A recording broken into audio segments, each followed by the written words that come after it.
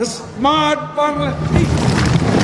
এতদিন দেশেই লুকিয়েছিলেন ওবায়দুল কাদের, তবে তা টের পায়নি খোদ আওয়ামী লীগের নেতারাও। তারাও হন্যে হয়ে খুঁজছিলেন ওবায়দুল কাদেরকে। মূলত নিজ দলীয় নেতাদের রোষানল থেকে বাঁচতে আওয়ামী লীগের সাধারণ সম্পাদক ভারতে পালিয়ে গেছেন, এমনটাই দাবি করছে একাধিক সূত্র।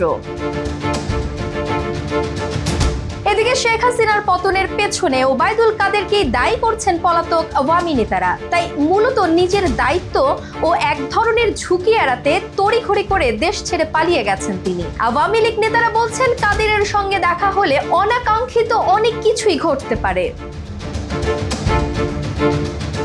ভারতে যাওয়ার আগে ওবায়দুল কাদের আগস্টের তৃতীয় সপ্তাহের দিকে রাজধানীর গুলশান থেকে যশোরে যান। সেখানে তিনি তার নিকটাত্মীয় প্রভাবশালী এক সরকারি কর্মকর্তার শ্বশুর বাড়িতে অবস্থান নেন। তখন থেকে ভারতে ঢোকার অপেক্ষায় থাকেন। এর আগে তিনি গুলশানে একটি বাড়িতে আত্মগোপনে ছিলেন। এ নিয়ে অন্তর্বর্তী সরকারের স্বরাষ্ট্র উপদেষ্টা জাহাঙ্গীর আলম চৌধুরী জানিয়েছেন, আওয়ামী লীগের সাধারণ সম্পাদক ওবায়দুল কাদের 3 মাস দেশে লুকিয়েছিলেন। তবে সরকার সে বিষয়ে অবগত ছিল না। জানা থাকলে তাকে গ্রেফতার করা হতো।